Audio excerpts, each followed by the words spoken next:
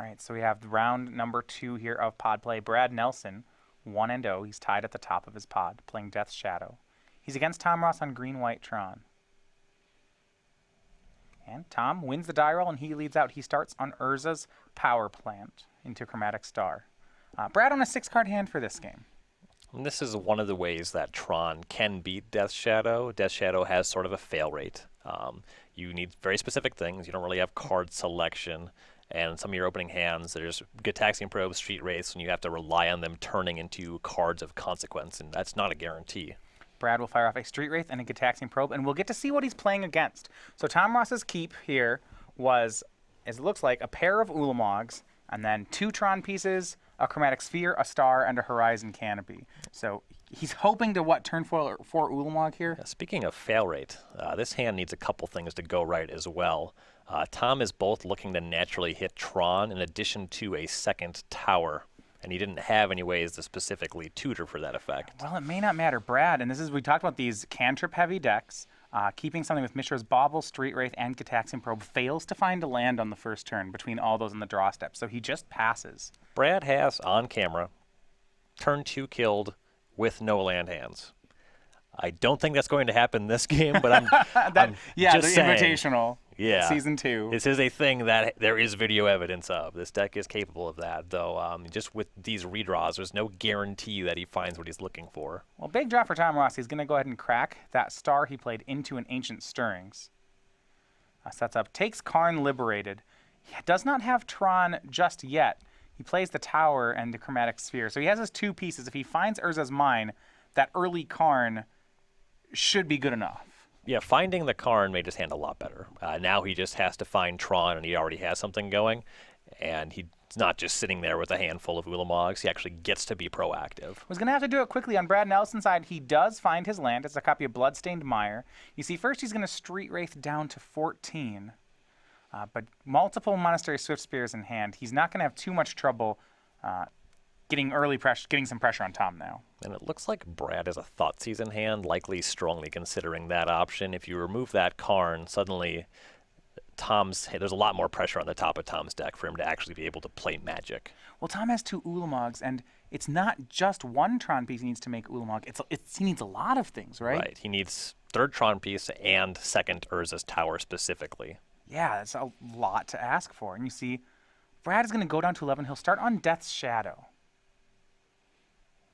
And now, the question, can Tom Ross respond with Tron? He's had 2 turns. You see, the answer is really a no. It looks like he has Horizon Canopy, Basic Forest, Oblivion Stone, and then Ulamog Karn. Mm-hmm. And with Tom not naturally producing Tron, now suddenly with Brad as this threat on the battlefield, he's in a very good position. Yeah, Tom cracks Chromatic Sphere for green, draws a card, draws a 2nd copy of Karn. That's not what he wanted. No, it's with these ramp-style decks, you need your accelerants, you need your lands, and your creature, and your payoffs. He's heavy on payoff spells right now. Mm-hmm. He'd be happy to even just have one more egg in his hand. Chromatic Sphere, Chromatic Star is a redraw, but without that, he's very much just looking to the top of his deck. I say this was a big turn for Tom. You see, he had the option between playing Horizon Canopy and cracking it and trying to find Tron, or casting Oblivion Stone. He went for the Oblivion Stone, just casting the artifact, maybe hoping to get his way up to 5 lands naturally. Mm-hmm. And on his next turn, if he just taps 2 land, cracking the Canopy, and he just has Urza's Tower, other Tron land, he can crack the Oblivion Stone on the following turn. Yeah. Brad's going to Thoughtseize. Tom's hand pretty Thoughtseize proof here. 2 Karns, 2 Ulamogs. Mm-hmm. Given that Tom top decked the 2nd Karn, this Thoughtseize lost a lot of value, but it is good that Brad sequenced the way that he did for that reason. Well, it does and Thoughtseize puts Brad down to 9. It deals 2 damage to himself. Death's Shadow will grow up to a 4/4. Mm-hmm. See, Brad will select a Karn, attack for 4. Tom Ross down to 15. Did Brad hit a 2nd land? We'll find out. If he had a 2nd land didn't. that mattered, yeah, you would have almost assuredly seen a pre-combat Monastery Swift Spear. And a big draw here for Tom Ross. He hits an Urza piece, and it's Urza's Mine. He's just going to cast the Karn, exile Death's Shadow, and that may have just got him the game. Yeah, that's a huge pickup. And Brad found a land, but it's not a green source. He can't cast Wild Nakatl. He can cast some Monastery Swift Spears, get something going that way. I don't Yeah. believe he has a pump spell, so it's going to be hard for him to get through to Karn here. I believe a couple main deck lightning bolts. There's 2 lightning bolts in the deck, so if he had that, he could deal with this Karn. That would help him somewhat, but he's still in a bad spot. Yeah, and this is what Brad was hoping to avoid when he thought seized Tom. He hoped that by thought seizing away Tom's Karn, he would avoid Tom top decking the Tron piece and hitting him with the Karn. And then Tom just had him at every angle. He had the Karn, a second Karn, and then drew the Tron piece on top of it. Yep. So Brad has Lightning Bolt in his hand. He has Swift Spear in his hand. He can kill the Karn, but the difficulty is that when Tom gets up to just holding up Oblivion Stone mana, what does Brad do then? Yeah, then he just has to chip in slowly. Death Shadow is not a deck that is good at chipping in. It's good at killing the opponent really in one combat step. Sure. And as soon as he starts cashing in a significant number of pump spells, then Tom can just crack the Oblivion Stone. In the meantime, he might even pick up some Path to Exiles. So Monastery Swift Spear from Brad. And then cast Lightning Bolt. We'll see if the bolt is at Karn or at Tom. It seems very likely that Brad wants to get the Karn off the table. You see he's tanking on it, though, showing not a lot of confidence that if he spends his spells beating Oblivion Stone and beating Karn, just he's not sure he'll win from there. Yeah, he might just not have enough in the tank to make that happen. He still has no green source, so he can't cast a Become Immense, even if he were to top deck one without also finding a land. Bolts down the Karn, attacks Tom to 13. We go back over to Tom Ross. His draw for the turn is going to be Expedition Map. That one actually plays here. He can play and crack it, all while leaving up Oblivion Stone, setting up an Ulamog 1 turn away. Even just gets to cast a second Ulamog on the following turn. That should take care of all of Brad's permanents. So here we see Expedition Map from Tom Ross. Finds another copy of Urza's Tower. He'll play it and say go. He just needs to survive this turn, and he's got an Oblivion Stone, and that is enough for Brad Nelson. He scoops up the cards. Game 1 goes to Tom Ross, Green-White Tron. Yeah, that a bit of an upset in game 1 there. Brad mulliganing to 6 in a hand that didn't quite come together, and Tom's draw ended up being made. That second top deck Karn and then the Tron coming down the pipeline the turn after, that was very fortuitous for Tom. So Tom Ross now up a game. Is he trying to hand Brad Nelson his first loss of the day? As we go ahead and look over the sideboards. For Death's Shadow, you usually don't see too much sideboard for this matchup because it's something that the players will consider to be favorable. His board is 2 Hooting Mandrills, a Stony Silence, an Ancient Grudge, 2 Faith Shield, a Gut Shot, 2 Path to Exile, 3 Ravenous Trap, 2 Inquisition of Kozilek, and a Pyroclasm. Stony Silence is generally pretty effective in this matchup. You turn off the Chromatic Spheres and Stars and Expedition Map. You can stunt Tom's development with that card. It's pretty reasonable. There's some argument for Path to Exile. It's not a great card in the matchup. If they just cast Karn, you're really in trouble. But if they cast Wormcoil Engine, then you wish that you had it. So that one might come in, though it's not as exciting as the Stony Silence. And then we go over to Tom's side. He's got a Grafdigger's Cage, another Oblivion Stone, 2 Thragtusk, a Rest in Peace, 2 Blessed Alliance, 3 Nature's Claim, 1 Path to Exile, 2 Warping Whale, a Ghost Corridor, and a Gemstone Cavern. So he'll be on the play, so probably not touching that one. Yeah, I was going to be like, there's a lot to like in this sideboard. The 2 Blessed Alliance and the Path to Exile ups his removal count. But then there's a lot of other cards that I think if he wanted to, he could go toward here. Yeah, those ones are slam dunks. Thragtusk is totally reasonable. Some life gain, a pretty large creature. That one definitely plays. The extra Oblivion Stone, we saw the first one. It was pretty good in that game. You know, you have to hit Tron to make it effective, but it is a clean answer to any creature if you're able to get it down on time. Warping Whale is okay in this matchup. It's not great. It produces a surprise chump blocker, which is pretty whatever. I don't really like that one too much. It can, I guess, hit a Step Links. Brad is playing a Step Links build. I think the odds that you could get Monastery Swift Spear with it are pretty low. Yeah, that one's likely to stay on the sideboard. Interestingly, it can counter a Thoughtseize, though that's unlikely to matter. Well, yeah, I mean, it wouldn't counter it on turn 1, and that's when Tom cares. Right. Yeah. So players will get ready for a second game here. Over Star City Games, we have our weekly sale running this weekend. This is something we have at the store. It's different every weekend. Right now, we have up to 50% off select standard singles. And you see here, you can find out about these weekly sales. We have them running every week, a different promotion. This one will be going on all weekend through tomorrow, Monday, or through this coming Monday morning. At 11 a.m., we start next week's sales. So if you want to get some of these deals, head on over to StarCityGames.com this weekend. Now for Tom Ross, he is your 2016 Players Champion. The 33-year-old, originally from Louisiana, now resides here in Roanoke, Virginia. 16 Open top 8s and 5 wins. 4 Invitational top 8s and 2 wins. These are some of the strongest conversion rates. And you also have to keep in mind that these Open top 8s, 13 of them are from the era of 2-day Opens. These 16 top 8s are among the most difficult tournaments we've had here on the SCG Tour. Very, very impressive player, Tom Ross. Demonstrated extremely wide range over the course of this year. Top 8s with many different styles of strategies. One of which being a win with Green-White Tron earlier this year. And Tom, 3 different Open wins this year. It's more than any other player here at the Players Championship. 8 top 8s. The next player here would be Jeff Hoagland with 5. His resume is above average. By a lot. Yeah, I'm like, he is. Not kidding. 2016 has been his year. Already locked for day 2 of play here. Trying to win his second pod to get himself into the quarterfinals.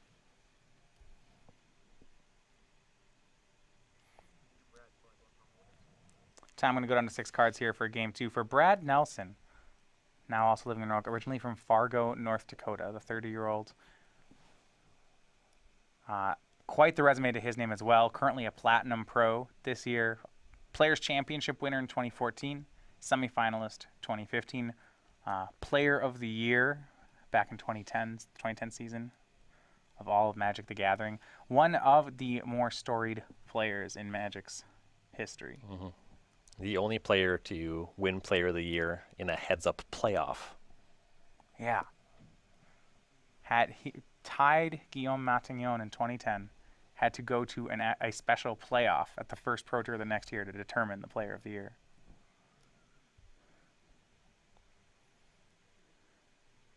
Tom has kept on 6, and we will start with the second game.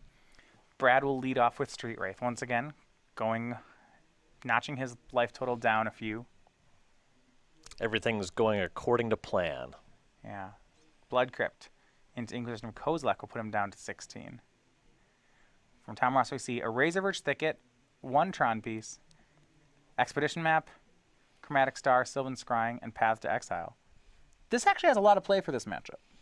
Yeah, both has the interactive spell and the Path to Exile, as well as plenty of stuff. You know, he has there a Tron land plus Sylvan Scrying Expedition Map, which can get him up to Tron naturally. No payoff card just yet, but this hand is troublesome. This is a real decision for Brad to be making. You see it's off of Inquisition, those coming in off the sideboard, and they tag both interactive spells and Tom's development spells, so that one does make sense here. Yeah, and this will really... Brad has to sculpt his game plan with this turn. Is he going to try to keep Tom off Tron, or is he going to take Tom's interaction and hope to kill him before it matters? Given that Tom has yet to produce a payoff card, and he doesn't have, say, an Ancient Stirring, that's just a Chromatic Star that has to naturally redraw, assuming that Brad's draw is reasonably aggressive, I would probably just take the Path to Exile. Yeah, now, it really depends what Brad's hand looks like, too.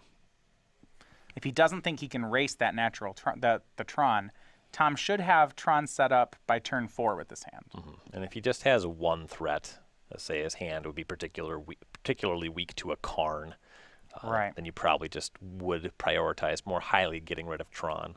Well, Brad will take Path to Exile, which leaves Tom with the play of Urza's Power Plant into Map.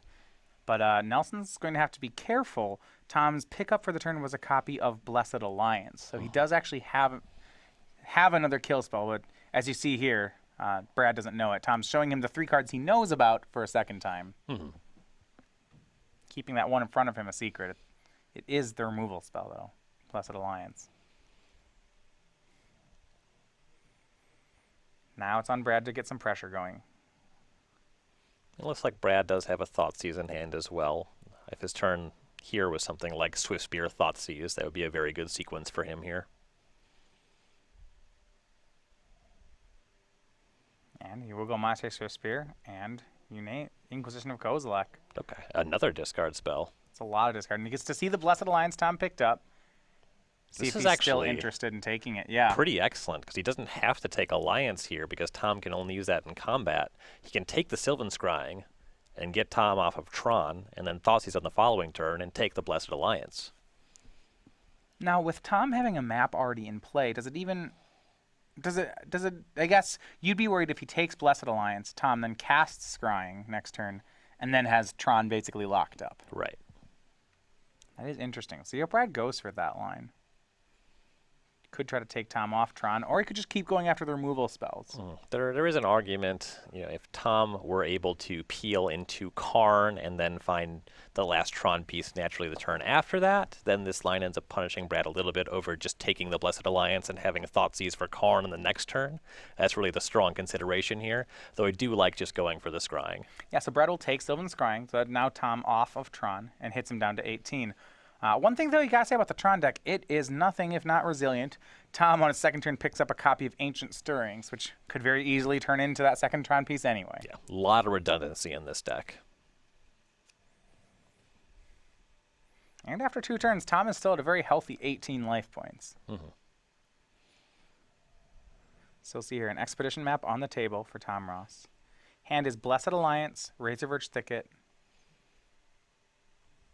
There's an Ancient Stirrings that Brad does not know about, and the last card's Chromatic Star. So Tom will lead with Stirrings.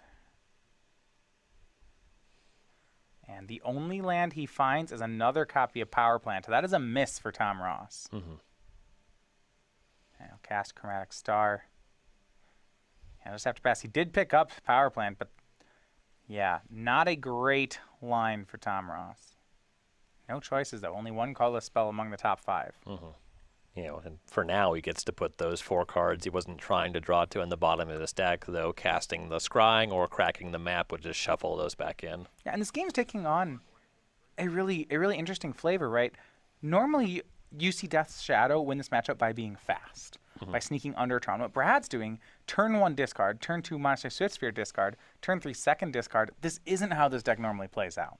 Right. He's just overloading on disruption. He's stopping Tom from really being able to get off the ground.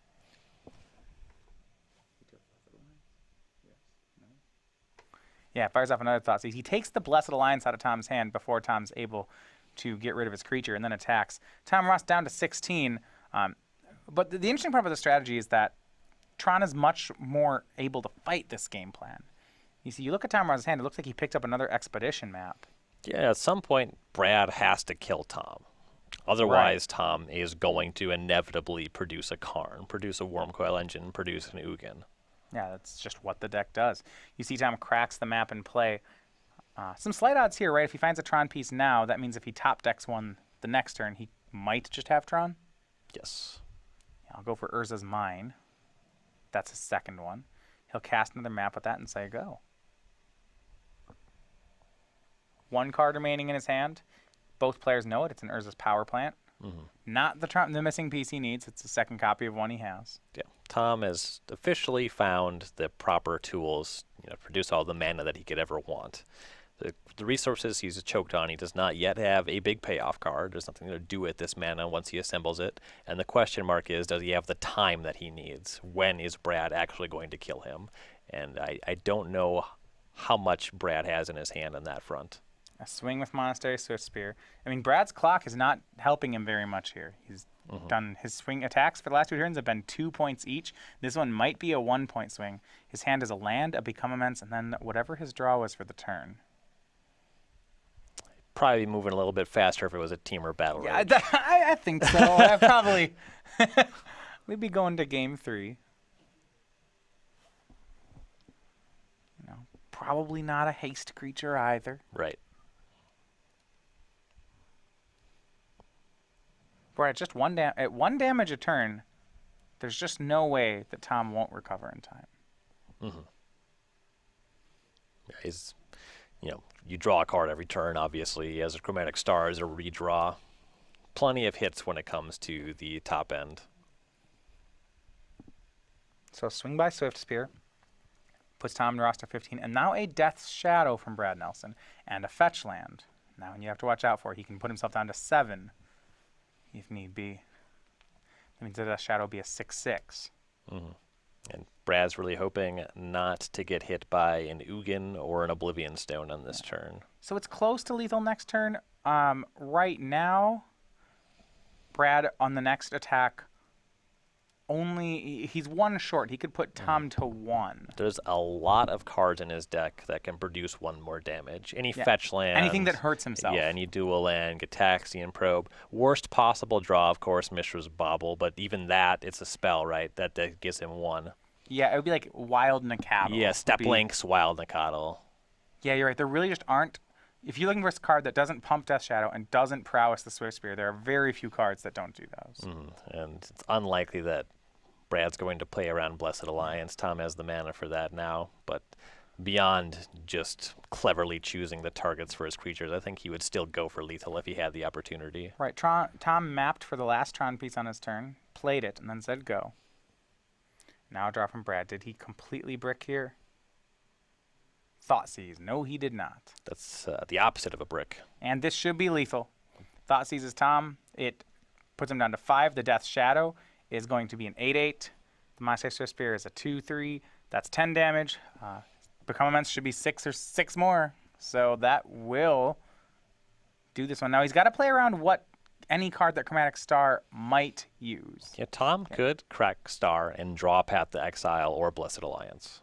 So we'll see which one Brad wants to become Immense. It's going to prowess the Swift Spear and then pump it. I imagine that you would target the Swift Spears because the Death Shadow is so much larger naturally. Yeah, that way if Tom does draw the path, you still have him on the next turn. They all die to the same things. Well, Tom with 2 lands in hand, his only choice here is to crack the Star, right?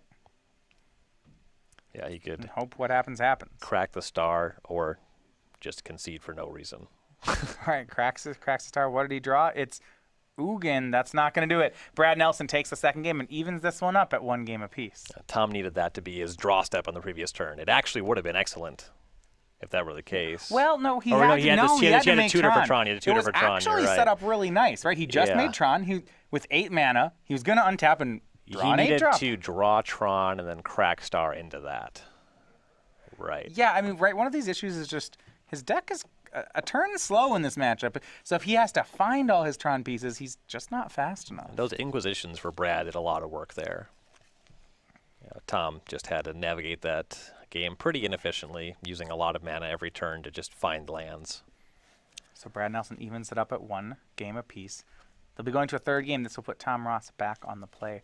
Over at StarCityGames.com, we have been running Game Night all year. This is the promotion run around the country at stores near you. You can win exclusive tokens and pins just for playing the Magic that you'd normally play during the week. This December, the pin and token we'll be giving away is the 6/6 Whale of Fintuition. It's part of our parody series, copy of the Tempest Rare Intuition. You can win this just at your stores by playing. Next month, we'll be giving away... These just keep getting better. The Squeaky Cheeky Acorn Breaker. This is, of course, your 1/1 Goblin or Chipmunk token. And if your store gets signed up now, we can still get you signed up in time for February's promo, which is the Corgi Firewalker. It's everyone's favorite dog friend or favorite protection from red tutu. Great sideboard card. Yeah. Find out where to play or find out how to sign up. StarCityGames.com/game night. It's probably not Patrick Sullivan's favorite card. No, it's really hard. It's hard to beat if you're playing just red cards. Guy's a real jerk. A couple weeks ago, I had the displeasure of playing against Circle of Protection Red with a very heavy red deck. They usually don't have enough mana to activate it for as many times as you have grape shots. I'm not saying they couldn't, but just it doesn't normally happen. Right. They would have to be some other kind of absurd If combo I was deck. playing Ignite Memories, maybe they'd have enough. Yes. That could happen. Ignite Memory is probably not generally very good against a deck that is casting Circle of Protection Red. Well, they'd have enough Storm Triggers of it. It's probably fine. But at that point, why are you not grape shotting? Yeah, what's the most storm you've ever even had for Ignite? I don't think I've ever seen more than like 5 or 6. That was always the most fun card to storm people out with because you never really were sure you were going to win the game. I mean, you could win it from some really questionable boards, and that was why it was great. Yeah. You know, just like, ooh, well, I'm about to be dead. How about Ritual Ignite Memories, and you're at 10. Let's hope you got a big card. And then, he's like, it's a double-edged sword here. I would just reveal a 1-mana spell every time with that card. I just know it. It's not very good if you're going to do that. No, that's why I don't play it. Be good against Tom Ross's deck. You could kill him real fast. See, if I cast it against Tom Ross, I would hit Ancient Stirrings with every copy. Yeah. And then he would show me that his hand was, Ulamog, Karn. Like, why can't you show me those? I'm like, well, they cost too much. Yeah, I wanted to win. I can understand that. It's a reasonable perspective. Players looking at their 7s here for the deciding game. Interesting plan, though, by Brad that game, right? Instead of being the faster deck, he was actually the disruptive deck. And on the play, you're able to leverage those discard spells a lot more aggressively. Tom keeping on 7. See if Brad's on the same. Remember, game 1, we saw Brad keep a hand with no lands in it. Just a bunch of the free cantrips. A Bauble, a Gataxian Probe, a Street Wraith. Didn't actually have a land for the first turn of the game. Can be one of the difficulties with those unknown cards, the free cyclers. They become big probabilistic things. Could be anything. Right. And you have to treat it like that, too. It's like, well, this is 40% to be a land, and this is 40% to be a land. So could even be another cycler. If you have 3 free cyclers, well, we have like 1.2 lands in our opener. So the value, the EV is there, but then you have to kind of weight it, and it's nicer when you know what your cards are because there's not a fail rate involved. Schrodinger's first land drop. Schrodinger played Death Shadow. Yeah, this deck is definitely for him. I believe that's why Steplinks goes by the name Schrodinger's cat. Yeah, that's just a common nickname.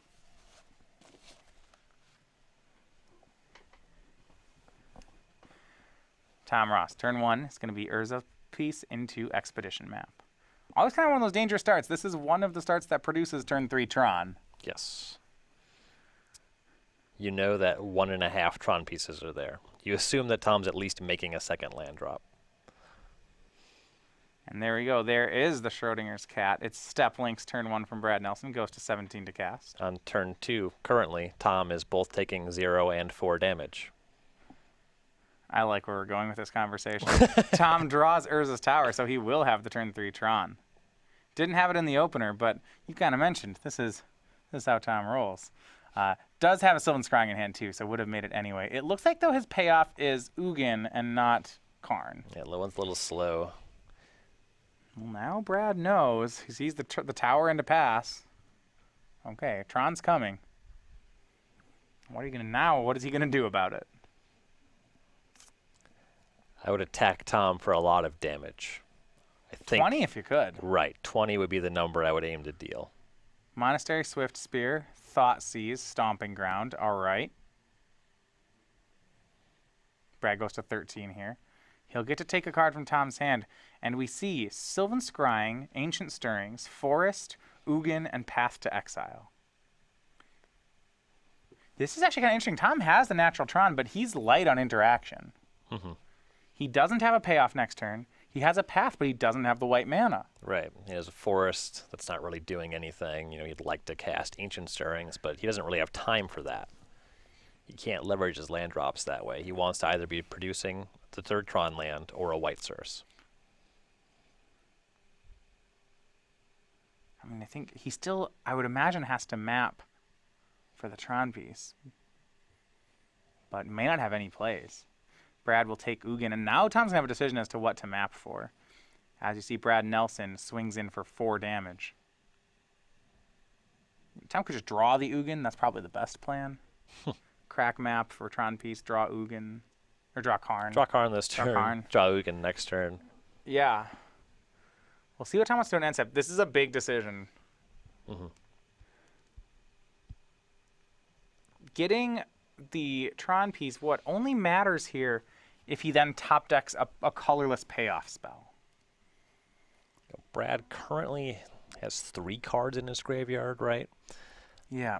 So in order to become immense, a fetch land will put him up to 4, and if he has the Battle Rage, that's the 5th card. Is Tom going to go for the Tron piece? It looks like he is. There's Urza's power plant. Now the big question, can he top deck a Karn or a Worm Coil Engine this turn? Either one of those would be huge for Tom Ross. Yeah, Worm Coil would be great here. Karn would be pretty good. Draw Oblivion Stone. Okay, it's 8 mana to go fully cycle through it, so he's a turn off. He's going to cast Ancient Stirrings. Finds another power plant in there and a Worm Coil Engine, but picks Chromatic Star. That one's great. Lets him cast Path to Exile this turn. Oh, okay, yeah. So he plays the Sphere, leaves up mana for Path.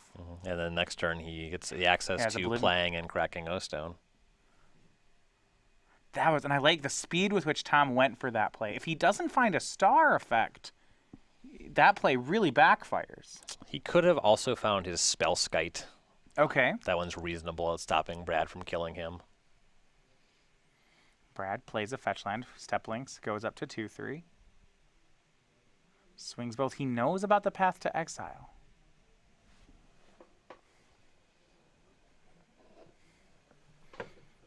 Now, of course, if Tom paths the Swift Spear, it will pump the Step Links. Yeah, any land entering the battlefield for Brad.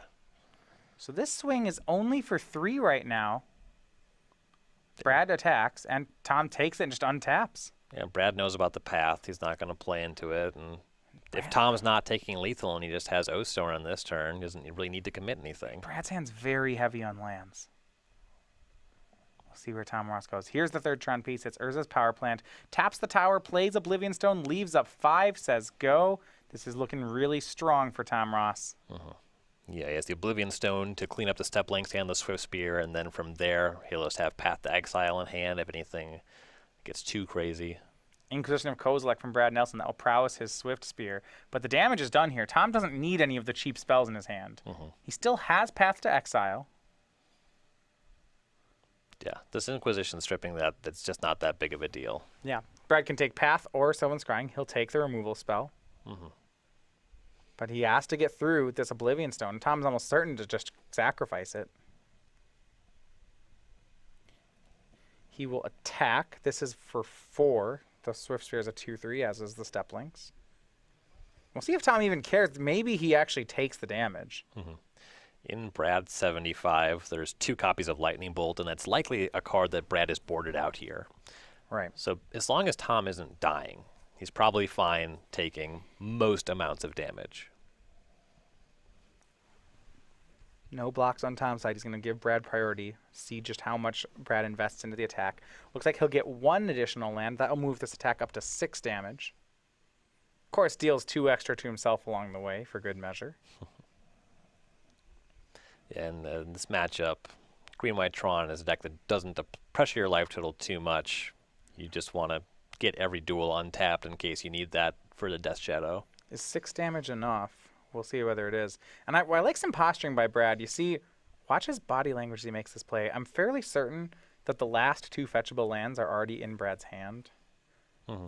So how he plays this Windswept Heath is going to be really interesting. And Brad's going to be one of the better players at doing this. Yeah. Tom down to 7. Not enough. Draws a card. It's Blessed Alliance.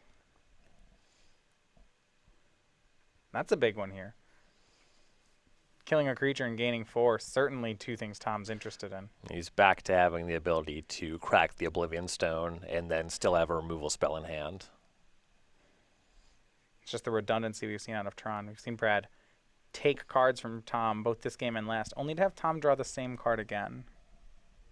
Or something that's very similar. Yeah. You take a path, he'll draw Blessed Alliance. And Tom getting very close to pulling off the upset here. Yeah, Horizon Canopy was the play. We go back to Brad Nelson. He's got Tom to 7, but a lot of that's Tom's own doing. Just not concerned. Yeah, Death Shadow is just not a deck that's going to kill Tom outside of combat. Either these creatures are doing it or Brad is losing. And it has some reach. You know, you can have a Monastery Swift Spear. It has haste. You can cast that, become Immense Team of Battle Rage all in just 1 turn. Though Tom both has the current board covered and 1 future threat down the line with that Blessed Alliance. Another Whimsicott Teeth from Brad. He'll attack for 3. Is this going to be enough?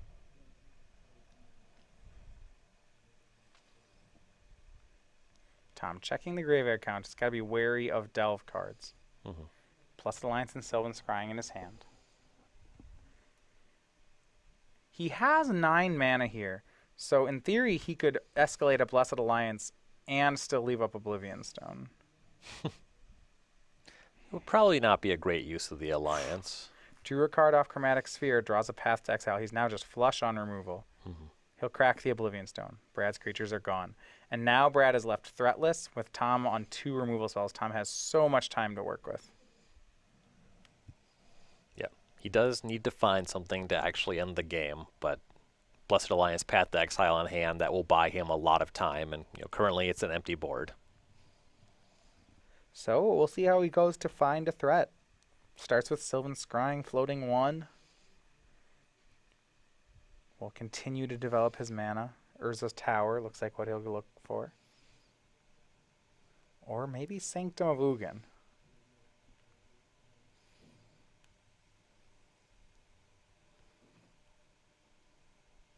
Yeah, 1 mana floating for Tom Ross.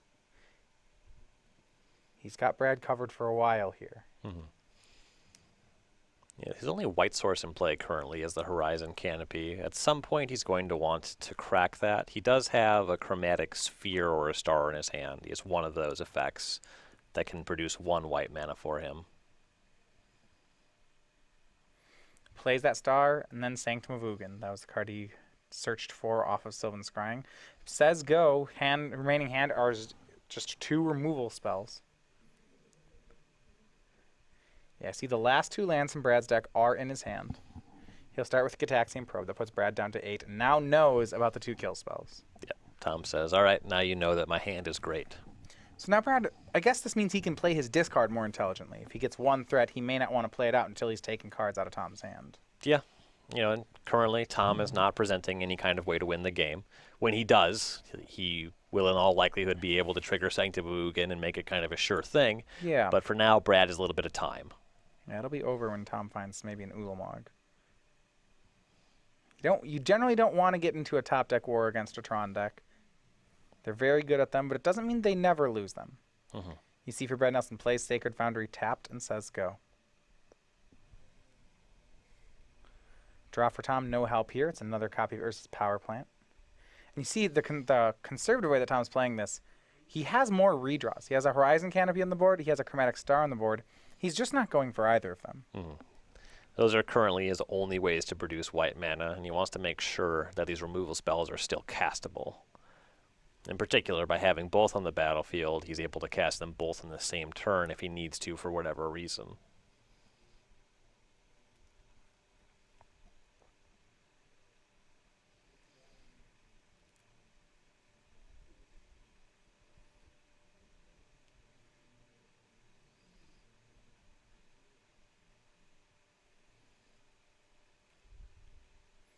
So go back to Brad Nelson. He does have a Monastery Swift Spear in hand, but not wanting to run it out, not just yet.